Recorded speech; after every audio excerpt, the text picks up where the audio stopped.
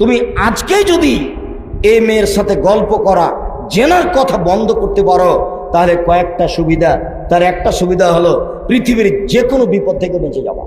তুমি জেনা বন্ধ করো, গল্প বন্ধ করো, যে কোনো বিপদ থেকে বেঁচে যাওয়া। আব্দুর রাজ্জাক সাহেব এই কথার একটু প্রমাণ দেন তো। এই কথার প্রমাণ তুমি জানো। ওই যে তিনজন লোক রাস্তায় হাঁটছিল না, তখন বৃষ্টি আসলো, ওরা গর্তে চলে গেল, গর্তে যেতেই একটা পাথর গর্তের মুখের উপরে আসলো, এরা তো সরাতে পারবে না। তো একজন বলল, বাপ মাকে ভালোবাসি, পাথরটা সরিয়ে দাও। আল্লাহ বলেন ঠিক আছে দিলাম। অপরজন বলল, আমি একটা লোককে কাজের জন্য নিয়েছিলাম, অর্ধেক দিন কাজ করে চলে গেল। আমি বললাম টাকা নেই, ও নিল না, রাগ করে চলে গেল।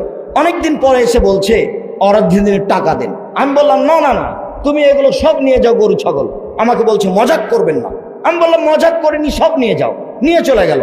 আমি বললাম আল্লাহ তোমাকে সন্তুষ্ট করার জন্য এটা করেছি, তুমি একটু পাথরটা সরিয়ে দাও। আল্লাহ বলছে ঠিক আছে দিলাম। তৃতীয় জন বলছে আল্লাহ আমার একটা চাচাতো বোন ছিল, খুব সুন্দরী ছিল, আমি তার সাথে জেনা করতে চেয়েছিলাম। সে বলেছিল যে 100টা স্বর্ণ মুদ্রা লাগবে। আমি গরিব মানুষ, ভেবেছিলাম আমি পারবো না। হাড় ভাঙা পরিশ্রম করে টাকা সংগ্রহ করলাম, টাকার হাতে দিলাম, জেনায় বসলাম। সে আমাকে বলল যে ইত্তাকিল্লাহ, আল্লাহকে ভয় কর। ফাকুম তানহা, আমি ওখান থেকে উঠে গেছি, আমি জেনা করিনি। তোমাকে সন্তুষ্ট করার জন্য যদি এটা করে থাকি তাহলে পাথরটা সরিয়ে দাও। আল্লাহ বলেন ঠিক আছে দিলাম।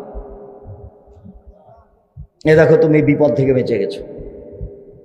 তুমি যদি জেনা বন্ধ করতে পারো তাহলে বিচার মাঠে তুমি বিশেষ ছায়াতলে থাকবা। 7 শ্রেণীর মানুষের মধ্যে তুমি 1 শ্রেণীর মানুষ। আবু মুসা